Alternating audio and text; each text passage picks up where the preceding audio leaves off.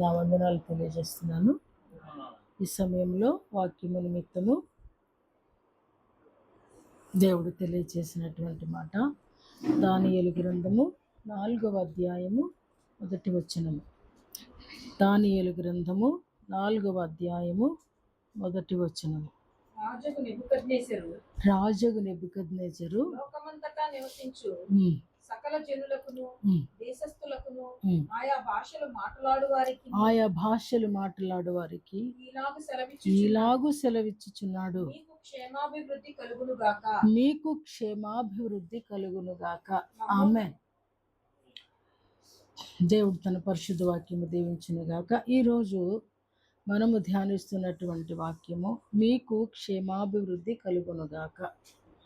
తీసుకున్న వాళ్ళకి క్షేమాభివృద్ధి, తీసుకోకపోతే క్షేమాభివృద్ధి లేదు అనేది నా సందేశం. ఎఫెసీయులకు రాస్తూ అపోస్తలుడైన పౌలు ఎఫెసీయులకు రాసిన పత్రిక 4వ అధ్యాయంలో నుండి కొన్ని మాటలు మనం చదువుకుందాం. ఎఫెసీయులకు రాసిన పత్రిక 4వ అధ్యాయము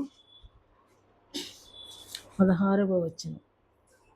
ఆయన శిరస్సై ఉన్నాడు, ఆయన నుండి సర్వ శరీరము చక్కగా అమర్చబడి తనలోనున్న ప్రతి అవయవము తన తన పరిమాణము చొప్పున పనిచేయుచుండగా ప్రతి కీలు వలన కలిగిన బలము చేత అతుకబడి ప్రేమయందు తనకు క్షేమాభివృద్ధి కలుగునట్లు శరీరమునకు అభివృద్ధి కలుగ చేసుకొనుచున్నది. చాలమ్మా, ఇక్కడ పైన ఒక మాట చదువుదాం. 11వ వచనం కూడా, మనమందరము విశ్వాస విషయములో, నేను చదువుతాను, దేవుని కుమారుని గూర్చిన జ్ఞాన విషయంలోను ఏకత్వము పొంది. ఇక్కడ ఒక నిమిషం ఆగుదాం. మనమందరము విశ్వాస విషయములోను దేవుని కుమారుని గూర్చిన జ్ఞాన విషయములోను అంటే ఆయనతో ఏకీభవించి సంపూర్ణ పురుషుల మగు వరకు, అనగా క్రీస్తునకు కలిగిన సంపూర్ణతకు సమానమైన సంపూర్ణత కలవారమగు వరకు, అంటే యేసుతో సమానముగా, అంటే ఎక్కడ కూడా, అంటే యేసు ప్రభుని సిలువ వేసిన, కొట్టిన, దూషించిన, హింసించిన, అపహసించిన, ఏమి చేసినప్పటికీ కూడా ఆయన సంపూర్ణతలో నుండి దిగిపోలేదు. అంటే సంపూర్ణతను తగ్గించుకోలేదు. ఆయన పరిపూర్ణుడు, అంటే పరిపూర్ణమైన దైవ స్వరూపుడు.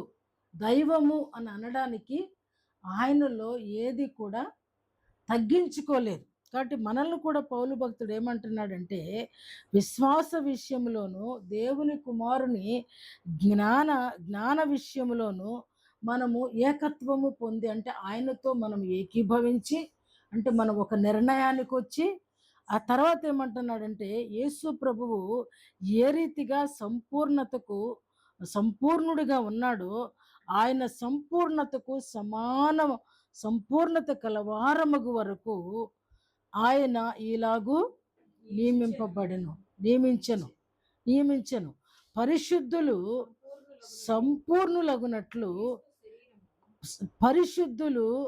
సంపూర్ణులగునట్లు. ఇక్కడ ఒక్క సెకండ్ ఆలోచిస్తే మనము పరిశుద్ధత ఏమనుకుంటామంటే సంపూర్ణత అనుకుంటాం. అంటే పరిశుద్ధతకు సంపూర్ణతకు కూడా ఒక చిన్న డాష్ని ఇక్కడ పౌలు భక్తుడు మనకు చూపిస్తున్నాడు. అదేంటంటే, క్రీస్తు రక్తములో కడగబడిన వాడు పరిశుద్ధుడు. అంటే ధర్మశాస్త్రం ఏం చెప్తుందంటే, నీతిగా ఉన్నవాడు ఆ పరిశుద్ధుల లెక్కలోకి వచ్చాడు. అంటే అబ్రహాము తన నీతిగా ఉన్నాడు కాబట్టి అతడు తన విశ్వాసాన్ని కాపాడుకున్నట్టుగా అటు ప్రమోట్ చేయబడ్డాడు. అంటే పరిశుద్ధుడుగా ఎంచబడ్డాడు, నీతిమంతుడిగా ఎంచబడ్డాడు. ఇక్కడేమంటున్నాడంటే, పరిశుద్ధులు సంపూర్ణులగునట్లు. అంటే పరిశుద్ధులకి మరొక ప్రమోషన్ ఏంటంటే సంపూర్ణులు. పరిశుద్ధుడు సంపూర్ణుడు కాడు అనేది ఖచ్చితంగా ఇక్కడ భక్తుడు చెప్తున్నాడు. అంటే పరిశుద్ధుడికి ఇంకొక ప్రమోషన్ ఏంటంటే సంపూర్ణుడు. అంటే సంపూర్ణుడు ఎవరు అంటే మన ప్రభువులాగా, అంటే ఎలాంటి క్లిష్ట పరిస్థితినైనా తాళగలిగిన వాడు సంపూర్ణుడు. అందులో అతనికి ఎక్కడ అసౌకర్యము కానీ అసమతౌల్యత కానీ సంపూర్ణునికి లేదు. పరిశుద్ధుడైన కొన్నిసార్లు నీతి ద్వారా నీతిమంతుడిగా తీర్చబడ్డ అబ్రహాము కూడా హాగర్ విషయంలో కొంత అసమతౌల్యాన్ని మనం చూసాం. కాబట్టి ఇక్కడ పరిశుద్ధుడు సంపూర్ణులగునట్లు క్రీస్తు శరీరము క్షేమాభివృద్ధి చెందుటకును పరిచర్య ధర్మము జరుగుటకును ఆయన కొందరిని ఆయా రకాలుగా పరిచర్య కొరకు ఉపయోగించాడు. ఎందుకు అనంటే క్రీస్తు శరీరము క్షేమాభివృద్ధి అంటే పరిచర్య చేసేటువంటి వాడు ఏం చేస్తున్నాడంటే క్రీస్తు శరీరము నేలలో కుళ్ళిపోలేదు, ఆయన మరలా లేచారు, ఆయన పునరుద్ధానుడయ్యాడు, ఆయన మనకి కూడా పునరుద్ధానాన్ని ఇవ్వడానికి శక్తి పొందుకున్నారు అని చాటి చెప్పడానికి ఈరోజు కొంతమంది కొన్ని రకాలుగా ఆ సేవకులను దేవుడు పిలిచాడు. మరొకసారి అర్థమైందండి నేను చెప్పింది? యేసులో విశ్వాసంలోను జ్ఞానములో కూడా మనం సంపూర్ణులుగా ఉండాలి. అలాగనే మనకున్నటువంటి కాస్తి పరిశుద్ధత ఎంతో కొంత కాపాడుకుంటాం కదా. ప్రభు దగ్గరికి వచ్చిన తర్వాత లోకంలోకి పోలేము, పోయినా కొంచెం ఒక అడుగుని మళ్ళీ లాక్కుని ట్రై చేస్తుంటాం ఎంతో కొంత. అయితే అదే సంపూర్ణత కాదు. మీరు అలాగే వెళ్ళడం, రావటం, కడుక్కోవటం ఇది సంపూర్ణత కాదు. మీరు పరిశుద్ధతను కాపాడుకోవడానికి మీరు ట్రై చేస్తున్నారు. సంపూర్ణత అంటే ఏమిటి అని అంటే అసలు కంప్లీట్గా యేసు ఎలా ఉంటారో, మన ప్రభువు ఎలా ఉంటారో ఆ రీతిగా మీరు మారాలి. అలా మారినప్పుడే మీరు సంపూర్ణులు అవుతారు.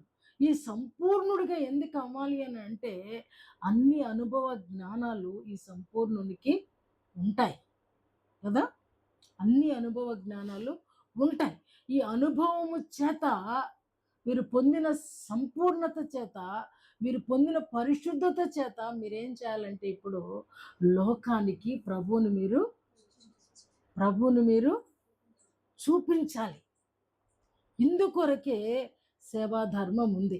అలా చేయటం అనేది క్రీస్తు శరీరమునకు క్షేమాభివృద్ధి. అర్థమవుతుందా? అంటే సేవ చేసేటువంటి ప్రతి సేవకుడు కూడా దేవునికి కీడు చేస్తున్నాడా, మేలు చేస్తున్నాడా అనేది సేవకుని చేతిలో ఉంది. అంటే క్రీస్తుని మరలా సిలువకెక్కించడం అనేది సేవకుని చేతిలోనూ ఉంది, విశ్వాసి చేతిలోనే ఉంది. నేను ఒక చిన్న క్లిప్పింగ్ చూశాను. ఒక ఆవిడేంటో తెలియదు, ఆవిడని ఇంటర్వ్యూ చేస్తున్నాడు అనుకుంటా. ఆవిడ చెప్తున్న మాట ఏంటంటే క్రీస్తు తను చాలా విశ్వాసి, తను చెప్పే విధానం బాగుందనేది నేను చెప్తున్నా. మా ప్రభువు సిలువకెక్కి సిలువ మీద నుంచి దిగలేదు. ఎందుకు అంటే సిలువ మీదే ఉండడం అనేది ఆయన ప్రణాళిక. గాయపడుతున్నా సరే గాయాలు పెట్టొద్దు అని ఆయన అనలేదు. గాయపరచబడ్డాడు. అయితే ఆయన మాకేదో సహాయం చేయాలనేది, ఆయన సహాయం తీసుకోవాలనేది కాదు. నా ఫెయిత్ ఏంటంటే నా కొరకు అవన్నీ భరించాడనేది నా ఫెయిత్. నా కొరకు అవన్నీ ఆయన భరించాడనేది నా విశ్వాసం. కాబట్టి ప్రతి దానికి ఆయనే సహాయం చేయాలనేది నేను కోరుకోను. ఆవిడ అంటున్న మాటలు నేను చెప్తాను. నేను కోరుకోను. మనకంటూ కాళ్ళు చేతులు ఉన్నాయి, మనకంటూ జ్ఞానం ఉంది, మనకంటూ సమస్తం ఉంది. ఆయనలాగా మేము కూడా పోరాడి గెలవాలని మా ప్రభువు ఆ సిలువ మీదే ఉండాల్సి వచ్చింది. నచ్చిందా మాట? అసలు నవ్వండి. ఎందుకంటే ఆయన దిగలేక కాదు, చాలామంది విక్కిరిస్తున్నట్లు మేకు లాక్కోలేకపోయాడు అనేది కాదు.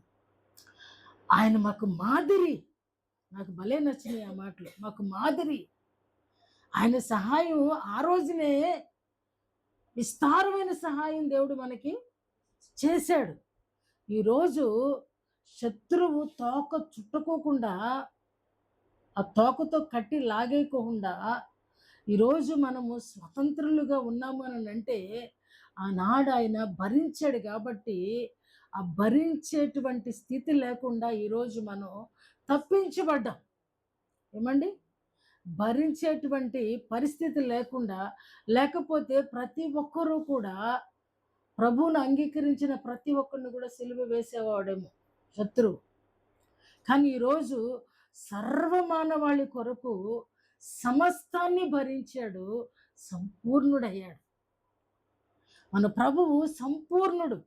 కాబట్టి మనమేమనుకుంటామంటే బాధ వచ్చినప్పుడు వెంటనే దేవుడు తీసేయాలనుకుంటాం.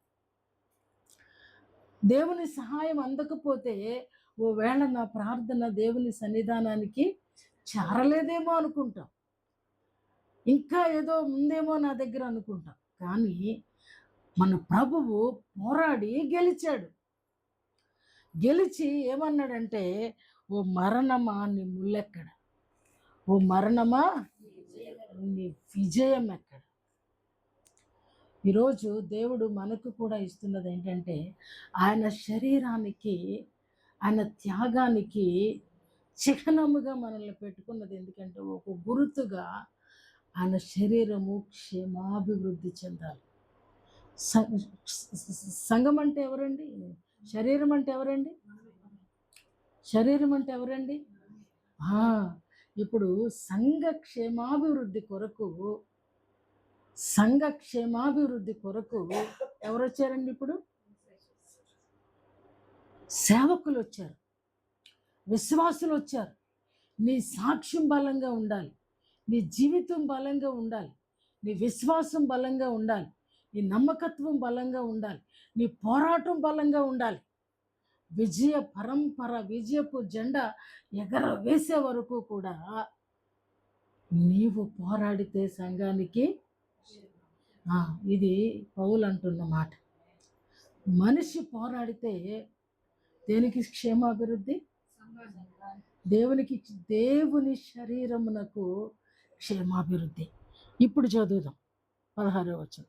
ఆయన శిరస్సై ఉన్నాడు, ఆయన యందు సర్వ శరీరము చక్కగా అమర్చబడి తనలోనున్న ప్రతి అవయవము తన తన పరిమాణమును చొప్పున పనిచేయుచుండగా ప్రతి కీలు వలన కలిగిన బలము చేత అతుకబడి ప్రేమ యందు తనకు క్షేమాభివృద్ధి కలుగునట్లు శరీరమునకు అభివృద్ధి కలుగు చేసుకొనుచున్నది.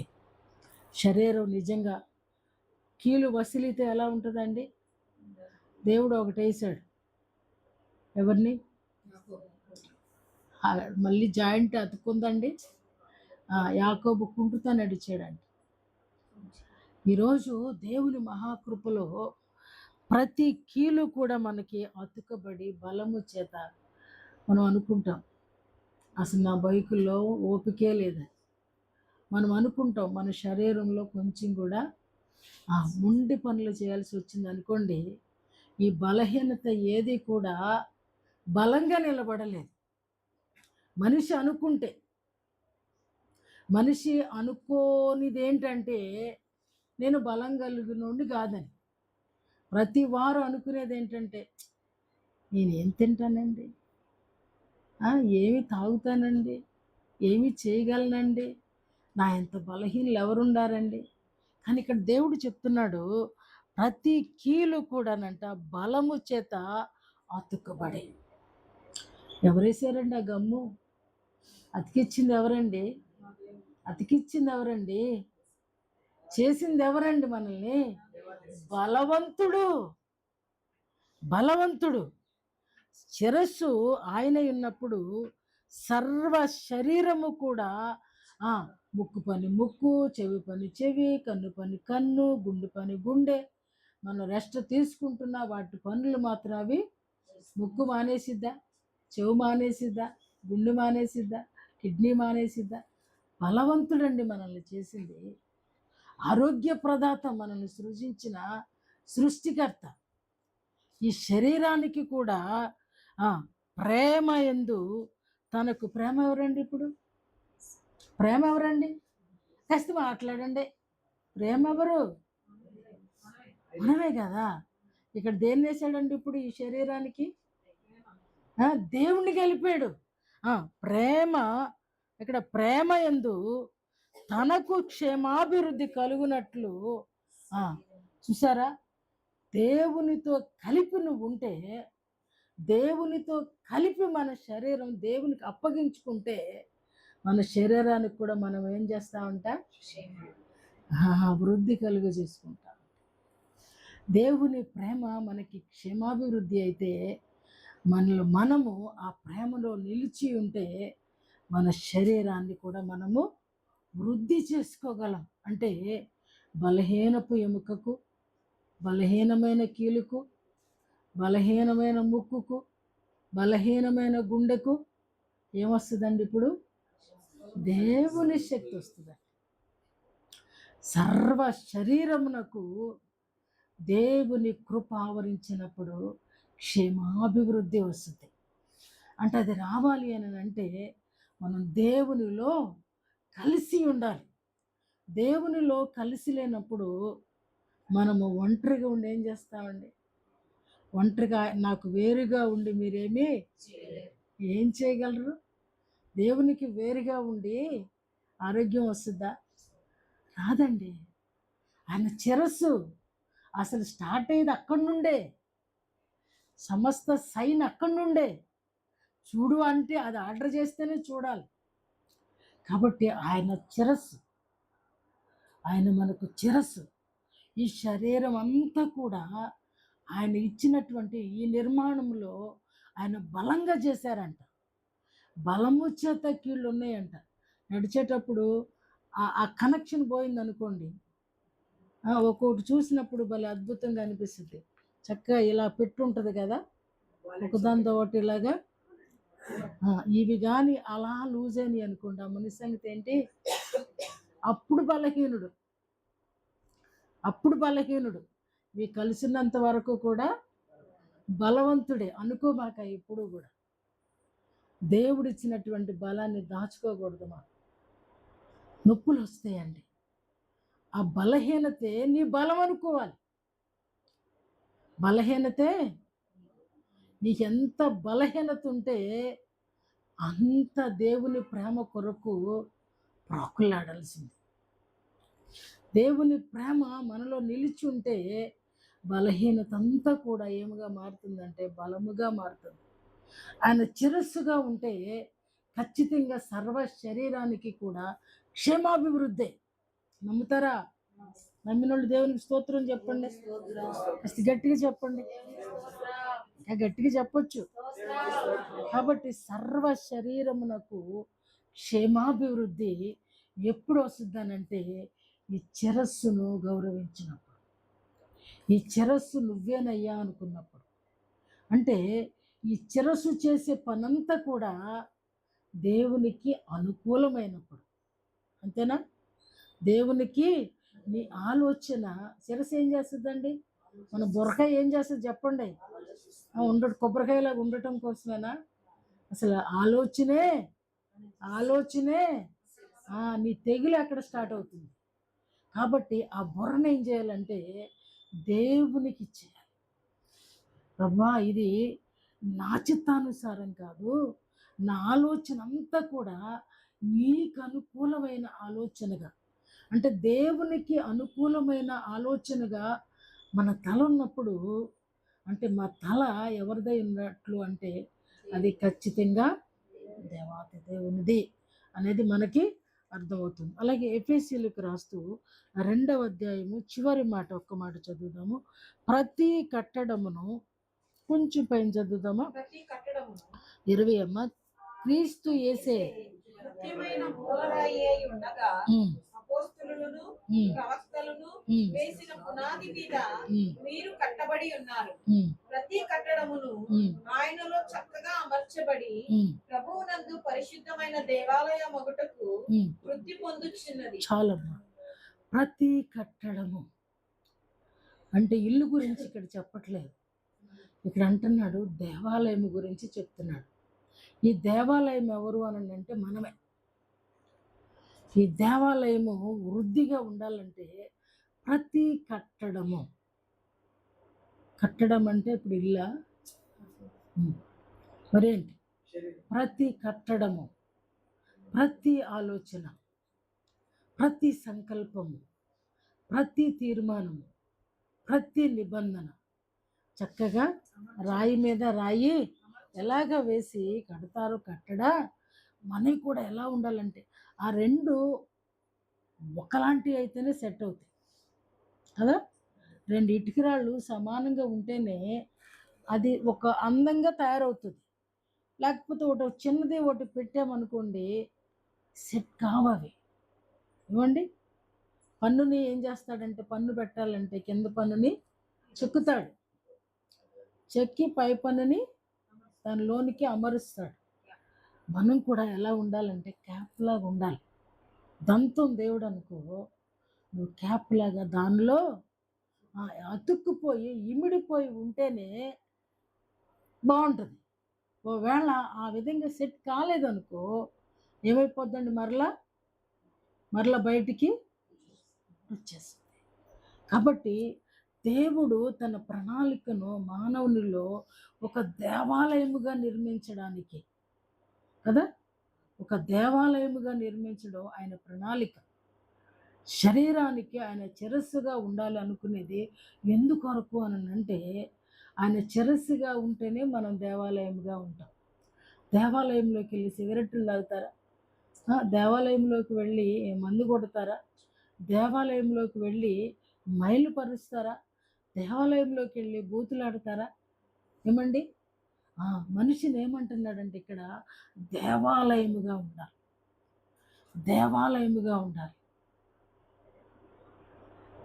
కాబట్టి ఈ క్షేమాభివృద్ధి ఎప్పుడు వస్తుంది అని అంటే, క్రీస్తు జ్ఞానములోను విశ్వాసములోను పరిశుద్ధుడు సంపూర్ణుడైనప్పుడు, ఆ సంపూర్ణుడు క్రీస్తు అయినప్పుడు, ఆ క్రీస్తు ఎప్పుడవుతాడంటే క్రీస్తును శిరస్సుగాను గౌరవించినప్పుడు, ఆ శిరస్సు మరలా క్రీస్తై, అంటే ఆ శిరస్సు మానవుని దై మానవుడు క్రీస్తు వాడైనప్పుడు, అప్పుడు ఆ వ్యక్తి ఏమవుతాడంటే దేవునికి దేవాలయముగా అవుతాడు, దేవునికి దేవాలయముగా అవుతాడు.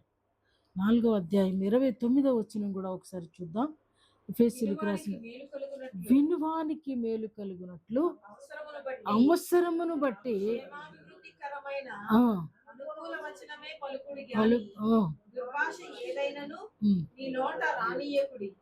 దేవుని పరిశుద్ధాత్మను దుఃఖపరచకుడి, విమోచన దినము వరకు ఆయన ముద్రింపబడి ఉన్నారు. కాబట్టి మనం మాట్లాడేటువంటి, ఇందాక అన్నాను కదా, దేవాలయముగా అయినవాడు ఆ నోట నుండి ఎలాంటి మాటలు రాకూడదు అంటున్నాడండి, క్షేమాభివృద్ధికరమైనటువంటి అనుకూల వచనమే. ఎవరిని గురించి కూడా మన యేసు ప్రభులాగా అంటే, యేసు ప్రభుని సిలువ వేసిన వాళ్ళని ప్రభువు ఏమని ప్రార్థించారండి, మీరేమేం చేయుచున్నారో ఎరుగరు అంటే, అంత మనస్సు నిజంగా మానవుడు కలిగి ఉండడం సాధ్యం అంటారా? సంపూర్ణుడుగా అనిపించుకోవాలంటే సాధ్యం. మనల్ని తిడతా ఉన్నప్పుడు కూడా తిట్టు బాగా తిడుతున్నావు అనగలుగుతామా? అనలేము. కానీ ప్రతి విషయంలోనూ ఇక్కడ ఏమంటున్నాడంటే, వినువారికి మేలు కలుగునట్లు అవసరమును బట్టి క్షేమాభివృద్ధికరమైన అనుకూల వచనము పలుకుడే. మన నోట ఎలాంటి కూడా కోపానికి సంబంధించి, దుర్భాషకు సంబంధించి, కోపం బాగా హై అయిపోయినప్పుడు నోట్లో నుంచి ఏ మాట వస్తుందో కూడా తెలియదు. అవతలోడు విసిగించాడు అనేది సెకండరీ. కానీ పరిశుద్ధుడు సంపూర్ణుడైనప్పుడు ఈ సంపూర్ణుడు కాపాడుకోవలసినది ఏమిటంటే, మొట్టమొదటిగా నోటిని తన అదుపులో ఉంచుకోవాలి. ఎప్పుడు కూడా కీడు చేసినోడికి కూడా మేలు చేసేటువంటిది. చాలా కష్టంగా ఉంటుంది కదా టీచింగ్ కొన్నిసార్లు. చాలా ఇది ప్రాక్టికల్ చెప్పటం చాలా ఈజీగా ఉంటుంది, చెప్పే ముందు దీన్ని అనుసరించడానికి చాలా కష్టంగా ఉంటుంది. కీడు చేసినోడికి కీడు చేయొద్దంటే బాగుండేది, కానీ కీడు చేసిన వాళ్ళకి దేవుని టీచింగ్ ఏంటంటే మేలు చేయమంటున్నాడు. ఆ తిట్టోడినేమో నువ్వు తిట్టొద్దు అంటున్నాడు.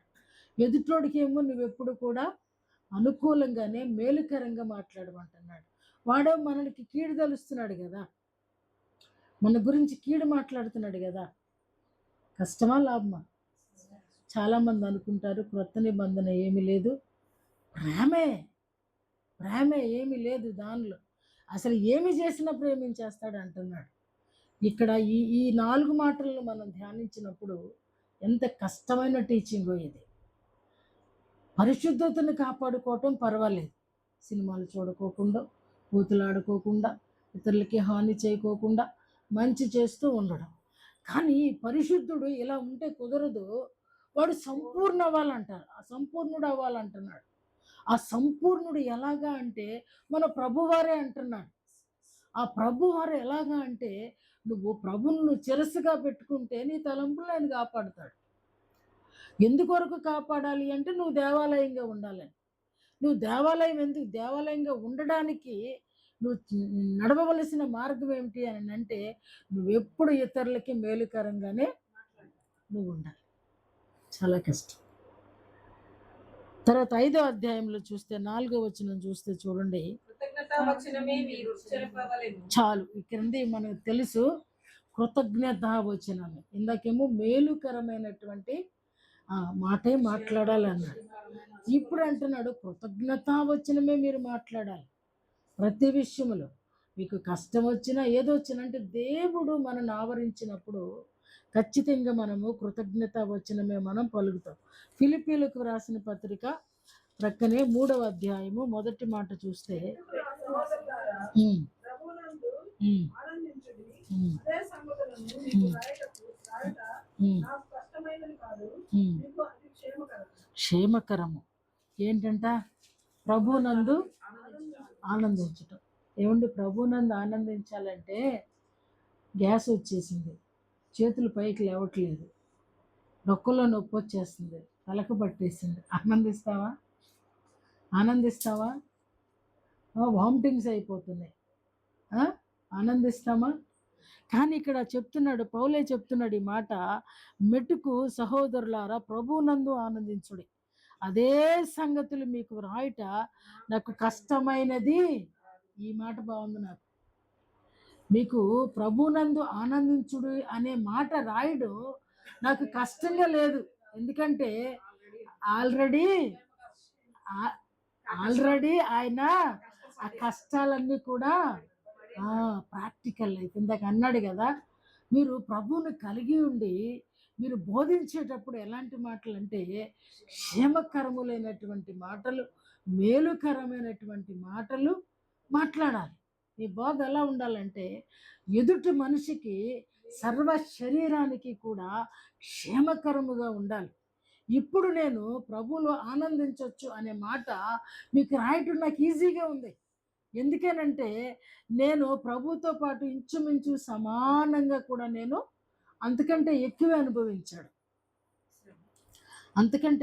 అనుభవించాడు. కాబట్టి మీరు ప్రభువులో ఆనందించటం నాకు అలవాటే. ఒకవైపు ఏమో బట్టలు తీసేశారు, రాళ్లతో కొట్టారు, రాళ్లలో పడేసి ఈడ్చుకెళ్ళారు, తీసుకెళ్ళేమో చెరసాల్లో పడేశారు. అక్కడ వాళ్ళంట ఏం చేస్తున్నారంటే అండి, దేవునిని పాటలతో ఆరాధిస్తున్నారంట. ప్రాక్టికల్ లైఫ్ని బట్టి మాట్లాడుతున్నాడా పాలు? ఇప్పుడు ఆయన అనుభవించాడు మాట్లాడుతున్నాడు. అనుభవించకపోతే ఎలా మాట్లాడతాం? మీకు రాయడానికి నాకు అది ఎంతో పెద్ద కష్టంగా లేదు. అదే మీకు క్షేమకరం. మీ సర్వ శరీరానికి క్షేమకరం ఏంటంటే ప్రభునందు ఆనందించడం. అంటే స్టీఫెన్ లాగా మారిపోవాలి. ఏమండి, స్టెఫన్ని రాళ్లతో కొడుతూ ఉంటే ఆయన ప్రభువారిని అడుగుతున్నాడండి, అయ్యా వీళ్ళేమి చేస్తున్నారో వీళ్ళకి తెలీదు, వీళ్ళ మీద ఎంత అద్భుతం అండి. స్టీఫెన్ లాగా ఉండగలమా? పౌలు గారిలాగా ఉండగలమా? అందుకనే వీళ్ళని అపోస్తులుడైన పౌలు. కాబట్టి ట్రై చేయాలండి. ఉండడం చాలా కష్టమే, కానీ ట్రై చేయాలి. ఫిలిప్పీయులకు రాసిన పత్రికే 2వ అధ్యాయము 19వ వచనం చూడండి.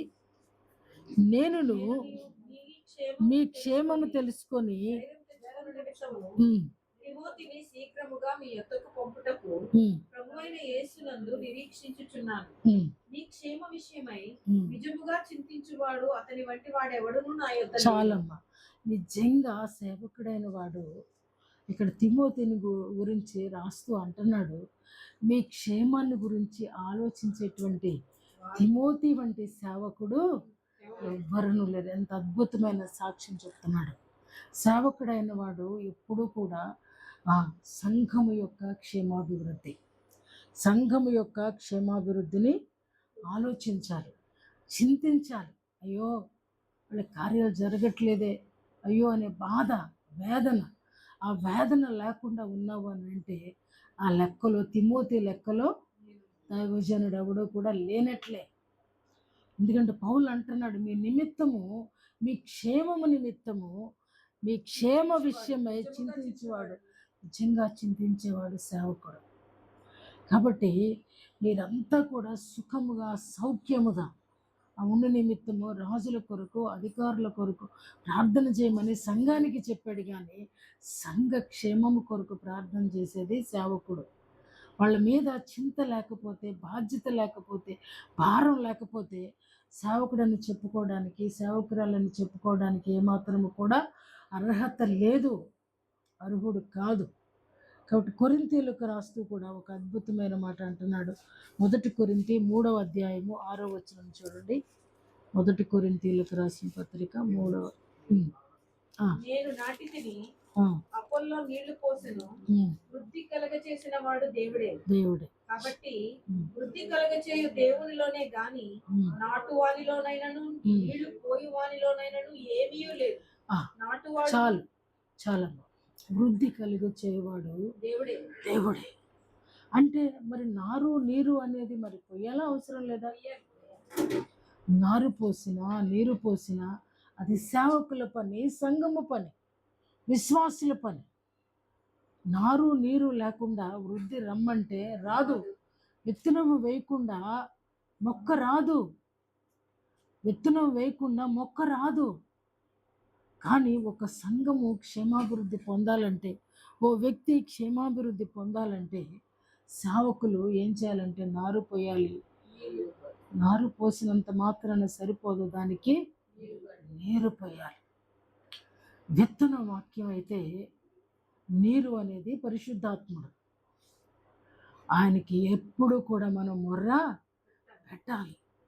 ఈ యొక్క వరము లేదా ఈ ఫలము, ఈ దీవెన ఆ బిడ్డకు నీవు స్వతంత్రించు అని పరిశుద్ధాత్ముని ద్వారా ప్రార్థన చేయవలసినటువంటి ధర్మము సేవకునికి, వాక్యం వింటున్న విశ్వాసికి ఉంది. అంటే అది నా పని కాదని కూర్చోకూడదు. అప్పుడు వృద్ధి కలిగించేవాడు దేవాతి దేవుడు అనే సత్యాన్ని మనం తిరిగి తెలుసుకున్నాం. కొరింథీయులకు రాస్తూ 14వ అధ్యాయంలో మనందరికీ తెలిసిన కొన్ని మాటలను మనం ధ్యానిద్దాం. 14వ అధ్యాయంలో 14వ అధ్యాయము 3వ వచనము. క్షమాభివృద్ధియు ప్రవచించువాడు మనుషులతో మాట్లాడు. చాలమ్మా.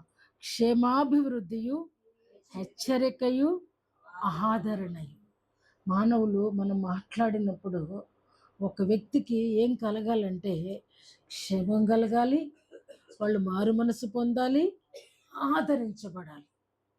అది ఎవరిలో ఉంది అని అంటే ఇక్కడ చెప్తున్నాడు, ప్రవచించువాడు మనుషులతో మాట్లాడుచున్నాడు, భాషలతో మాట్లాడు వాడు తనకే క్షేమాభివృద్ధి చేసుకొను, కానీ ప్రవచించువాడు సంఘమునకు క్షేమాభివృద్ధి కలుగచేయును. మీరందరూ భాషలతో మాట్లాడవలెనని కోరుచున్నాను, కానీ మీరు ప్రవచింపవలెనని మరి విశేషముగా కోరుచున్నాను.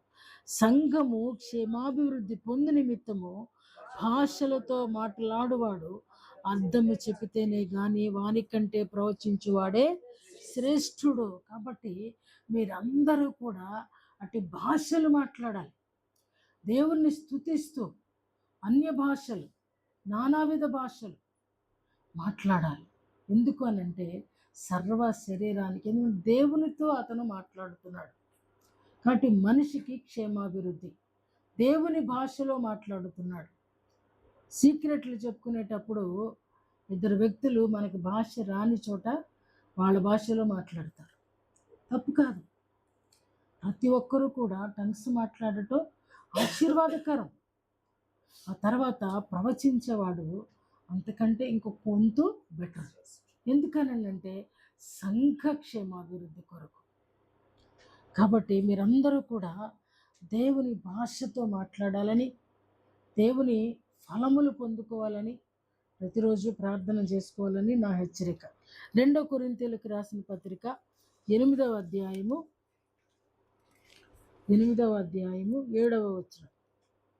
మీరు ప్రతి విషయంలో అనగా విశ్వాసమందును, ఉపదేశమందును, జ్ఞానమందును, సమస్త జాగ్రత్త యందును, మీకు మా ఎడలనున్న ప్రేమ యందును ఎలాగో అభివృద్ధి పొందుచున్నారో అలాగే మీరు ఈ కృపయందు కూడా అభివృద్ధి పొందినట్లు చూచుకొనుడి.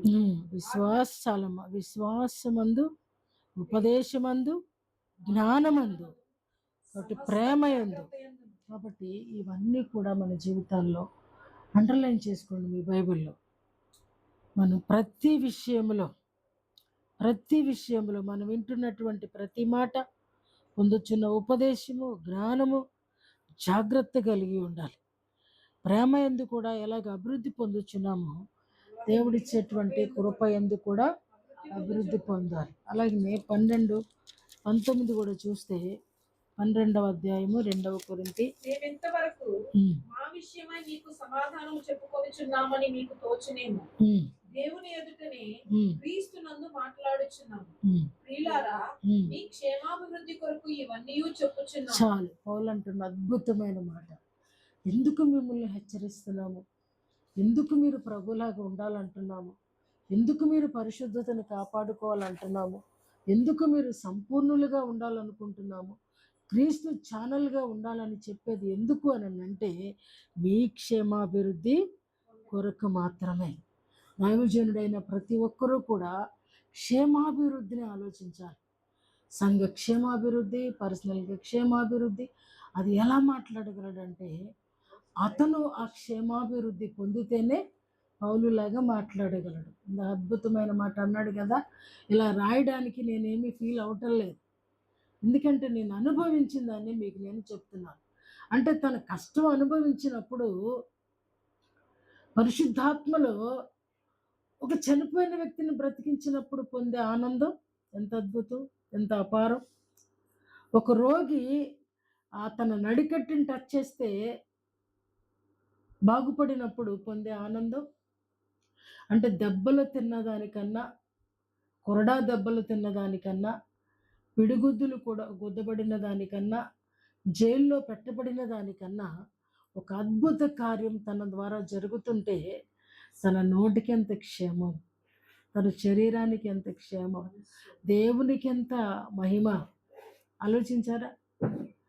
అందుకొరకే మీరు క్షేమాభివృద్ధిలోనికి, అందుకని అంటున్నాడు నెబుకద్నెజరు, బాయ్ ఆయా భాషలు మాట్లాడేవారులారా, సర్వ ప్రపంచాన్ని కూడా నెబుకద్నెజరు కోరుకోవడం అనేది చాలా అద్భుతం. ఎందుకు అని అంటే నెబుకద్నెజరు ఒకానొక సమయంలో చాలా గర్వంగా ఉన్నవాడు, చాలా గర్వంగా మాట్లాడేవాడు. కానీ ఒకానొక సమయంలో ప్రభు దర్శించి ప్రభు కృపను అతను పొందుకున్న తర్వాత అందరూ కూడా మీకు క్షేమాభివృద్ధి కలగాలి, దేవుని పేరట మీకు క్షేమాభివృద్ధి కలగాలి అని అతను కోరుకుంటున్నాడు. నిజంగా మన జీవితాలలో కూడా ప్రభు ఇస్తున్నటువంటి తన కృపను బట్టి మన సర్వ శరీరానికి క్షేమాభివృద్ధి కావాలి అని అంటే క్రీస్తును చిరస్సుగా పెట్టుకోవాలి, క్రీస్తును చిరస్సుగా ఉంచుకోవాలి, క్రీస్తుకి స్థానం ఇవ్వాలి, క్రీస్తులా మార్పు చెందాలి, క్రీస్తుల ఆలోచన కలిగి ఉండాలి, క్రీస్తుల సంఘం క్షేమము కొరకు అవసరమైతే తన్నులు తినైనా శిక్షించబడైనా రక్షణలో కొనసాగించడానికి నిజంగా మరి ప్రభువు పారిపోలినట్టుగానే పౌలు కూడా నిజంగా ఎక్కడికి కూడా పారిపోలేదు.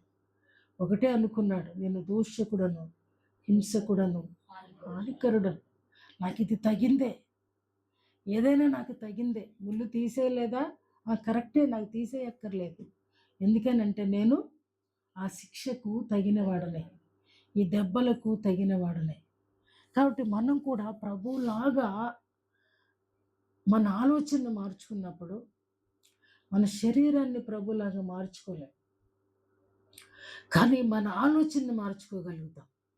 సర్వ శరీరాన్ని ఆదేశించేది తలే కాబట్టి ఈ ఆలోచనలలో నిజంగా ప్రభు పొందిన నేను ఒక అక్క భార్యాభర్తలు ఇద్దరు పోట్లాడుకుంటుంటే ఉన్నాను. నేను తర్వాత నేను అడిగాను, అన్న ఎలా సహిస్తున్నావన్నా ఇంత కష్టాన్ని అంటే, ఆ అన్న అన్నారు, అమ్మా మన ప్రభు కంటే ఎక్కువ శ్రమరా నేను అనుభవించేది, మన ప్రభు పొందిన శ్రమ కంటే నా శ్రమ ఎక్కువగా ఉందారా, పొందాలిరా, పడాలి అని అన్నారు. నాకు చాలా ఆశ్చర్యం అనిపించింది. లోకానికి అతడు ఎన్నికైన వాడు కాదు, భార్య లెక్కలో అసలు భర్తే కాదు. అయినప్పటికీ ఆయన హృదయంలో ఆ మాట బయటకు వచ్చినప్పుడు నిజంగా నా కళ్ళలో నీళ్ళు వచ్చేసాయి. వెంటనే నన్ను ఆ మాట తాకింది. ఎన్ని మార్లు ప్రభు సిలువను తలుచుకొని ప్రభువుని ఘనపరిచుంటాను. అది దేవునికి ఘనత కాదండి ఆ మాట.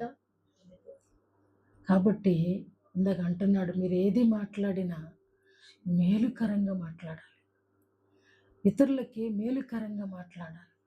హానికరమైనవి మాట్లాడే సమయం నుంచి, పరిస్థితుల నుంచి మనము జంప్ చేసి వచ్చేసాం. అది మంది కాదు. కాబట్టి మన సర్వ శరీరానికి క్షేమాభివృద్ధి ఎవరి చేతిలో ఉందంటే వ్యక్తి చేతిలో ఉంది. ఆ వ్యక్తి ఆలోచనను మార్చుకున్నప్పుడు, నిజంగా ఈ శిరస్సు నువ్వేనయ్యా అని శిరస్సును గౌరవించినప్పుడు అంటాడు కదా, ఎవరైతే ముసుగు వేయరో ఆ తల మీద ఆ తలకు అవమానం అంటాడు పౌలు భక్తుడు కదా. అట్లా దేవుని గౌరవించినప్పుడు, గౌరవించలేదు అంటే ఇక నువ్వు ఆయన అవమానపరచిన అవసరం లేదు, ఆయన్ని మరలా ఉమ్మివేయన అవసరం లేదు. ఆయనకి గౌరవం చెల్లించలేనప్పుడు, గౌరవం ఆయనకి దక్కనప్పుడు ఆటోమేటిక్గా దక్కేది ఏంటి అని అంటే అవమానమే. అర్థమవుతుందండి నేను చెప్పింది? అవమానమే. కాబట్టి ఎక్కడున్నా మన స్థలాలలో ఏ వ్యక్తులతో మాట్లాడినా మన మాటలు ప్రభువును చూపించేవిగా, సంపూర్ణతను సాధించేవిగా, సంపూర్ణునిగా మార్చేవిగా. ఇసన్న గారు కూడా ఒక పాట రాసినట్టున్నాడు, సంపూర్ణునిగా నన్ను మార్చుటకే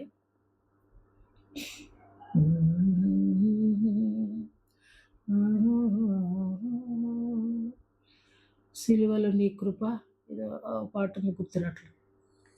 కాబట్టి మనం సంపూర్ణంగా చేయటం కొరకే, సంపూర్ణమైనటువంటి వృద్ధిలోనికి రావడానికి దానినే క్షేమాభివృద్ధి అంటున్నాను. పుట్టిగా ఉత్తరంలో రాసినట్టుగా నేను క్షేమము, నువ్వు క్షేమం కాదు. క్షేమం తెలవకపోయినా సరే నువ్వు క్షేమం అని చెబుతావు, మనం క్షేమంగా లేకపోయినా సరే క్షేమాన్ని ఇదివరకు కార్డులు రాసుకుంటూ ఉంటాడు నాన్నోళ్ళకి. కానీ ఇక్కడ ప్రభు అంటున్నాడు, మీరు క్షేమాభివృద్ధిగా ఉండాలి. మీరు క్షేమాభివృద్ధి ఉండాలంటే సంపూర్ణులుగా మారాలని ప్రభు సెలవిస్తున్నాడు. కాబట్టి ఈరోజు ప్రభు యొక్క శరీర రక్తాలను పుచ్చుకొనడానికి వచ్చినటువంటి మనము ఎంతవరకు క్రీస్తుగా ఉన్నాము, ఎంతవరకు పరిశుద్ధులుగా ఉన్నాము, అసలు పరిశుద్ధతకైనా సమీపంగా ఉన్నామా, సంపూర్ణులు అనుకొని భ్రమలో బ్రతుకుతున్నాము? ఇది మనం వేసుకోవలసినటువంటి ప్రశ్న. పరిశుద్ధుడను అని చెప్పుకుంటే దేవునికి స్తోత్రం, సంపూర్ణుడుగా ఉన్నాను అని చెప్పుకుంటే అంతకంటే సంతోషం లేదు. కానీ లేకుండానే ఉన్నదని చెప్పుకుంటే మాత్రం మనల్ని మనమే మోసపుచ్చుకుంటున్నాం. కాబట్టి అటు మోసము నుంచి విడిపించబడి ఎవరో బలహీనతలు మనకు కనబడుతుంటాయి, మన బలహీనతలు మనకి దాక్కుంటాయి. కానీ మన బలహీనతల్ని ఎప్పుడు వెలుపలకు వస్తాయి అని అంటే దేవుని వాక్యం ముందు. దేవుని వాక్యాన్ని చదువుతున్నప్పుడు మన బలహీనతలన్నీ మన కళ్ళ ముందుకు వస్తాయి. దేవుని వాక్యానికి ఆ శక్తి ఉంది. నీ కేళ్లలో ఇరుక్కున్న, నరాలలో ఇరుక్కున్న, ఎక్కడ ఇరుక్కున్నా సరేనంట అది ఆ కేళ్లలో ఛేదించి బయటికి లాక్కొస్తుందంట. కాబట్టి అటువంటి కృప దేవుడు మనకిచ్చి ఆయన సంపూర్ణతలో, ఆయన సమతౌల్యతలోనికి ఎదిగినట్లు ఆయన కృప మనకు నిండారుగా అనుగ్రహించునుగాక. ఆమేన్.